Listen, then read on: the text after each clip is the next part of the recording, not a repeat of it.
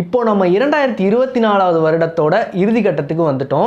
இந்த வருடம் தமிழ் சினிமான்னு எடுத்துக்கிட்டிங்கன்னா சில படங்கள் மட்டுமே தான் நல்லா இருந்துச்சுன்னு சொல்லலாம். ரொம்ப படங்கள்லாம் அந்த அளவு மக்களை வந்து ஈர்க்கலை. அதில் ஈர்த்த சில படங்களில் முக்கியமான ஒரு படமாக சமீபத்தில் வெளியான விடுதலை 2 திரைப்படத்தை நான் பார்க்குறேன். எந்த ஒரு படமும் இந்த அளவு இன்டென்ஸான ஒரு நேர்த்தியான அரசியல் பேசியிருக்கா? சமீபத்தில் வெளிவந்த படங்களில் இப்படி ஒரு படம் அரசியல் நேர்த்தியாக பேசியிருக்கானா? இல்லைன்னு தான் வந்து சொல்லணும். இந்த அரசியலை வந்து துணிச்சலாக பேசுனதுக்காகவே இயக்குனர் வெற்றிமாறன் அவர்களுக்கு ஒரு பாராட்டுக்கள். இந்த வீடியோவில் நான் படத்தை பற்றி ரிவ்யூ பண்ண போகிறது கிடையாது. ஜஸ்ட் ஒரு கிளான்ஸ் அண்ட் ஒரு டிஸ்கஷன் மாதிரி நம்ம இப்போ பேசலாம். இந்த படத்தில் எனக்கு பிடிச்ச விஷயம்னா வர்க்க அரசியல்னா என்ன, அதே மாதிரி ஆதிக்க வர்க்கம் எப்படி தொழிலாளர்களை அடிமைப்படுத்தி வச்சுருந்தாங்கன்ற காட்டின விதமாக இருக்கட்டும், அதே மாதிரி அந்த காலகட்டத்தில் பண்ணையார் அடிமைத்தனம்ன்றது வந்து பரவலாக இருந்துச்சு. தமிழகம், கேரளா மாதிரியான மாநிலங்களில் ரொம்பவே பரவலாக இருந்துச்சு. அதுக்கு எதிராக கம்யூனிச தோழர்களும் பெரியாரிய திராவிட இயக்க தோழர்களும் எப்படி போராடி இருக்காங்க. இன்னைக்கு அது முற்றிலுமாக ஒழிஞ்சதுக்கு காரணம் அவங்களோட போராட்டம் தான். அது எப்படி நடந்துச்சு அப்படின்றத ரொம்பவே நுண்ணிப்பாக காட்டியிருந்தாங்க. அதே மாதிரி இந்த படத்தோட வசனங்கள் உண்மையிலே சொல்லியாகணும். அதில் ஒரு வசனம் என்னை ரொம்பவே கவர்ந்துச்சு. அதாவது தத்துவம் தான் ரொம்ப முக்கியம் தலைவர்களை விட. தத்துவம் இல்லாத தலைவர்கள் ரசிகர்கள் தான் உருவாக்குவாங்க, அது எந்த விதத்துலையும் முன்னேற்றத்துக்கு வழிவகுக்காதுன்ற வசனம் இன்னைக்கு காலகட்ட அரசியலுக்கு நச்சுன்னு பொருந்தியிருக்குன்னு தான் நம்ம வந்து சொல்லியாகணும்.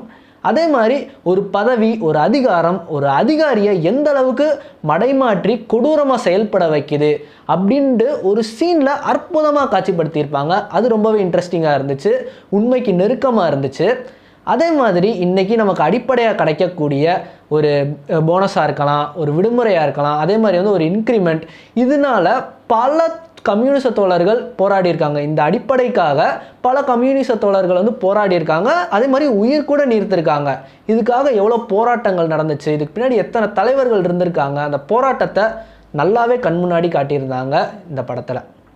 என்னதான் சில குறைகள் இருந்தாலும் டெக்னிக்கலாகவும் கேஸ்டிங்காகவும் விடுதலை திரைப்படம் ரொம்பவே ஸ்ட்ராங்காக இருக்குது. விஜய் சேதுபதி அவர்களுடைய வாத்தியார் கதாபாத்திரம் ரொம்பவே அழுத்தமாக அந்த படத்தில் காட்சியமைக்கப்பட்டிருக்கு. அவரோட கதாபாத்திரம் நோக்கி தான் அந்த படமே நகருது. விஜய் சேதுபதி அவர்களோட டில் டேட் பெஸ்ட் பெர்ஃபார்மன்ஸ்னு எடுத்துக்கிட்டால் இந்த படத்தை நம்ம தாராளமாக சொல்லலாம். அதே மாதிரி சூர்யா அவர்களுக்கு கம்மியான ஸ்க்ரீன் ஸ்பேஸ் இருந்திருந்தாலும் அவருக்கு கொடுத்துருக்க கதாபாத்திரத்தில் அற்புதமாகவே பண்ணியிருந்தாருன்னு தான் நம்ம வந்து சொல்லணும். அதே மாதிரி மஞ்சு வாரியர் அவர்களோட கதாபாத்திரம் நல்லாவே இருந்துச்சு. அவங்களுக்கு கொடுக்கப்பட்டிருந்த டைலாக்ஸ் ரொம்பவே ஹார்ட் ஹிட்டிங்காக இருந்துச்சு. முக்கியமாக கேஸ்டிங்கில் நம்ம பாராட்ட வேண்டிய ஆட்கள் யார் யாருன்னா இளவரசு, சேத்தன், ராஜீவ் மேனன். இவங்க 3 பேர் கேரக்டரும் அவ்வளோ அற்புதமாக வடிவமைக்கப்பட்டிருந்துச்சு. இப்படி கேஸ்டிங்காகவும் ஸ்ட்ராங்காக இருக்குது. டெக்னிக்கலாக வேல்ராஜ் அவர்களோட கேமரா ஒர்க் சொல்லியே ஆகணும். ஹாலிவுட் தரத்துக்கு அந்த மலைப்பகுதிகளில் அவ்வளோ அற்புதமாக இருக்குது அவரோட கேமரா ஒர்க். அதே மாதிரி இளையராஜா அவர்களோட இசை, எந்த இடத்துல இசை இந்த இடத்துல வந்து மியூசிக் இருக்கக்கூடாது, எந்த இடத்துல மியூசிக் ஹைப் ஏற்றணும் அப்படின்றத பார்த்து நம்மளோட எமோஷன்ஸை கிடத்தி அப்படியே அந்த படத்தோட நம்மளோட ஒட்டி கொண்டு போகிறது இளையராஜா அவர்களோட மியூசிக் தான். சான்ஸே இல்லை, ராஜா தான். இன்றைக்கி விடுதலை மாதிரியான திரைப்படங்கள் நமக்கு ரொம்பவே தேவைப்படுது. ஏன்ட்டு கேட்டுக்கிட்டிங்கன்னா, நம்ம கடந்த கால சினிமாக்கள் எடுத்துக்கோங்க, தமிழ் சினிமா மட்டும் இல்லாமல் இந்திய அளவிலே சினிமா எடுத்துக்கிட்டிங்கன்னா அரசாங்கம் சார்ந்த துறைகளை புனிதப்படுத்தி, அதாவது அவங்கள க்ளோரிஃபை பண்ணியான திரைப்படங்கள் தான் நிறையா வந்திருக்கு. உதாரணத்துக்கு சொல்லணும்னா காவல்துறைனா நல்லவங்க, அந்த ஸ்டேட்டையே ஒரு கொலைகாரை வந்து மிரட்டிக்கிட்டு இருப்பான், ஆனால் சட்டத்தையும் மீறி போலீஸ் ஹீரோ வந்து என்ன பண்ணுவார்னா அந்த தீவிரவாதியை வந்து சுட்டு தள்ளிடுவார், அந்த கொலைகாரனை வந்து சுட்டு தள்ளிடுவார். அப்படியான படங்கள் தான் நிறையா இருக்கும். போலீஸ்காரவனும் அப்படி கம்பீரம் ஆஹா ஓஹோன்னு இருக்கும். அவங்களோட மறுபக்கம் வந்து காமிச்சிருக்கவே மாட்டாங்க. அதே மாதிரி இராணுவத்துறை எடுத்துக்கிட்டிங்கன்னு வச்சுக்கோங்க, சமீபத்தில் வெளியான அமரன் படத்தையும் நான் சேர்த்து தான் சொல்கிறேன். இராணுவத்துறையினர்னா நல்லவங்க, அவங்கன்னா இவங்க எப்படின்னா பாகிஸ்தானை தான் அட்டாக் பண்ணுவாங்க. இஸ்லாமிய வெறுப்பு பேசுகிற படங்கள் தான் நிறையா இருக்கும். இந்த இராணுவம் சார்ந்த படங்கள்லாம் பாகிஸ்தான்காரங்க தான் தீவிரவாதிங்க, ஆப்கானிஸ்தான் தான் தீவிரவாதிங்கன்னு காட்டுவாங்க. இவங்களுக்குலாம் சைனாலாம் கண்ணுக்கு தெரியாது. ஆனால் இவங்க வந்து பாகிஸ்தான் அட்டாக் பண்ணுறதா இருக்கட்டும், அப்படியே எப்படி க்ளோரிஃபை பண்ணுவாங்கன்னா இஸ்லாமியர்கள்னாலே தீவிரவாதிகள்ன்றதை வந்து அப்படியே மக்கள் மனசில் ஆணியாக விதைச்சிருவாங்க. அப்படியான படங்கள் தான் நிறையா வந்திருக்கு. இராணுவம்னா நல்லவங்க அப்படி இப்படியான படங்கள். முக்கியமாக வந்து சொல்லணும்னா கமலஹாசன் அவர்கள் எடுத்த விஸ்வரூபம் திரைப்படத்தை வந்து நம்ம சொல்லலாம். பாகிஸ்தான்காரனாலே தீவிரவாதி தான். அமெரிக்கா மாதிரியான நாடு எங்கேயும் இல்லை, ஆஹா ஓஹோ அமெரிக்கா எப்படி நாடு, தீவிரவாதியை பிடிச்ச நாடு அப்படின்னு சொல்லிட்டு அமெரிக்காவை பற்றின பெருமைகள் தான் அந்த மாதிரியான படங்கள்லாம் நிறையா இருக்கும். இப்போது விடுதலை மாதிரியான படங்கள் நீங்கள் எடுத்துக்கிட்டிங்கன்னு வச்சுக்கோங்களேன், அதிகார வர்க்கம் எப்படி காவல்துறையை தன் கட்டுப்பாட்டுக்குள்ளே வச்சிருக்கு, ஒரு கார்ப்பரேட் நிறுவனம் அரசாங்கத்தை எப்படி தன் காலுக்கடியில் வச்சிருக்கு, அதெல்லாம் பேசுறதுக்கு ஒரு துணிச்சல் வேணும். அதை இந்த மாதிரியான படங்கள் எடுத்துரைக்குது. நீங்கள் கேட்கலாம், இன்னைக்கு ஆர்மினாலையும் போலீஸாலையும் தான் நம்ம பாதுகாப்பாக இருக்கோம், அவங்கள புனிதப்படுத்துறதுல என்ன தப்பு இருக்குது, அவங்களாலே நல்லவங்க தானே அப்படின்னு நீங்கள் கேட்கலாம். அந்த துறையிலையும் நிறையா விதிமீறல்கள் இருக்க தான் செய்யுது. நான் அவங்கள பற்றி படம் எடுக்கவே வேணான்னு சொல்லலை, இராணுவத்தினரை பற்றி நீங்கள் நல்ல விஷயமா எடுங்க. ஆனால் அதே சமயம் அந்த துறையில் இருக்கிற அந்த விதிமீறல்களையும் காட்டுங்க, அவங்க என்னென்ன தவறுகள் பண்ணியிருக்காங்க அதையும் எடுத்துரைக்கிற மாதிரியான படங்கள் வேணும் தான் நான் சொல்கிறேன். எந்த ஒரு விஷயமும் புனிதப்படுத்துறது அப்படின்றது கிடையாது. அவங்கள நல்லவங்கன்னு காட்டுற பேரில் மக்களை கெட்டவங்களா காமிக்கிறாங்க நிறையா படத்தில். அதுக்கு உதாரணம்னா இந்த அமரன் திரைப்படம். அது என்னதான் பயோபிக்காக இருந்தாலும் காஷ்மீர் மக்களை எப்படி காட்டியிருக்காங்கன்னா ஒரு தீவிரவாதிக்கு ஆதரவாளராக தான் காட்டியிருக்காங்க. அந்த தீவிரவாதியை எதுக்கு அவங்க ஆதரிக்கிறாங்க, அந்த அரசியலை நீ எதுக்கு சொல்லலை, அந்த மாதிரியான விஷயங்கள் தான் நம்மளோட கேள்வியாக இருக்குது. அவங்க ஆதரிக்கிறாங்கன்னா அந்த மக்களுக்காக அந்த தீவிரவாதின்னு காட்டப்படுற அந்த ஆள் என்ன நல்லது பண்ணியிருக்காரு, நல்லது பண்ணாதான் எப்படி அந்த மக்கள் அவங்கள பாதுகாப்பாங்க, அதுக்கு பின்னாடி இருக்க அரசியல் என்ன நீ சொல்லு. அவங்கள நீ மொட்டையை அவங்கள தீவிரவாதின்னு காட்டுற, அதுதான் அமரன் படம். அந்த மாதிரியான படங்களுக்கு இதில் நம்ம வைக்கக்கூடிய ஒரு கேள்வியாகவே இருக்குது.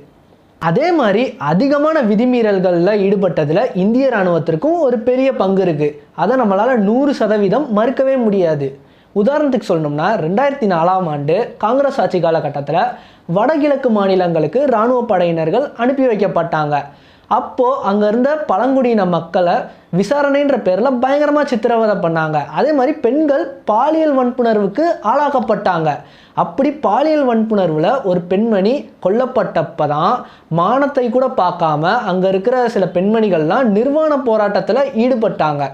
அது அந்த காலத்தில் மீடியாவில் பெருசாக கேப்சர் பண்ணலை, மீடியா அதை பெருசாக கான்சென்ட்ரேட்டே பண்ணலை, அது புறக்கணிக்கப்பட்டுச்சு.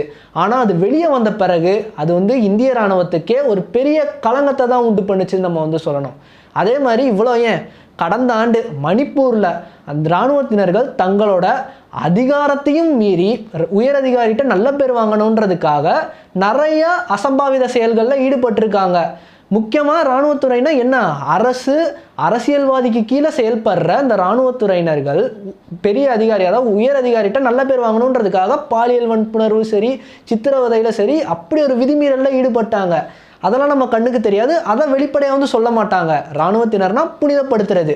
அப்படி தான் இங்கே காலமாக சினிமான்றது எடுக்கப்பட்டு இருக்கு. எப்படி இந்திய இராணுவத்தை நம்ம புனிதப்படுத்திட முடியாதோ அதே மாதிரி காவல்துறையும் நம்ம முற்றிலுமாக புனிதப்படுத்திட முடியாது. உதாரணத்துக்கு நம்ம தமிழ்நாட்டிலே எடுத்துக்கோங்களேன்.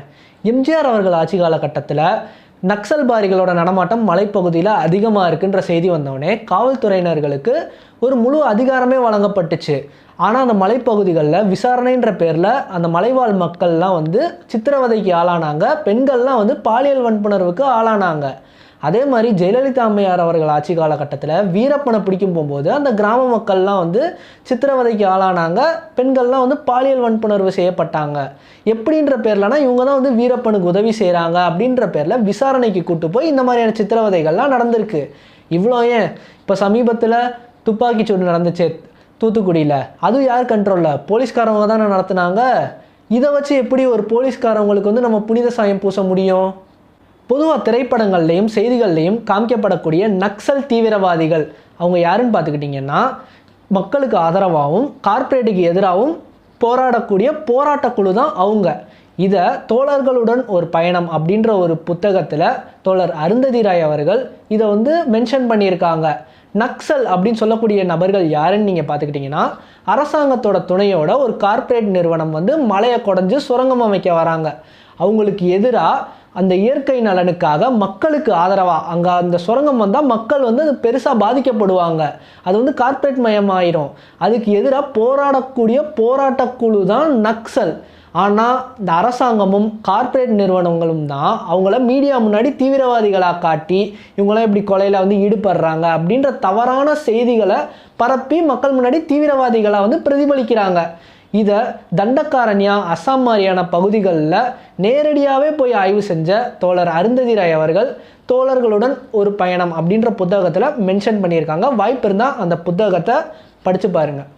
பல விஷயங்களை நம்மளுக்கு படிக்கும்போது என்ன தெரிய வருதுன்னா, இங்கே நம்மக்கிட்ட யாரை ஹீரோன்னு காமிக்கிறாங்களோ அவங்க தான் வில்லன்ட்டு காமிக்கிறவங்கள விட அதிக கொலையில் ஈடுபட்டிருக்காங்க அப்படின்ற விஷயத்த நம்மளால் இதில் புரிஞ்சுக்க முடியுது. ஸோ இந்த வீடியோ உங்களுக்கு பிடிச்சிருந்தால் லைக் பண்ணுங்கள். நான் பேசின கருத்துக்களில் ஏதாவது மாற்று கருத்துக்கள் இருந்தால் நீங்கள் கமெண்ட்டில் ரிவீல் பண்ணுங்கள். விடுதலை 2 திரைப்படம் நீங்கள் பார்த்துட்டிங்கன்னா எப்படி இருந்துச்சுன்ட்டு உங்கள் ரிவ்யூவையும் கீழே கமெண்ட் பண்ணுங்கள். உங்களை அடுத்த வீடியோவில் பார்க்குற வரைக்கும் until then bye.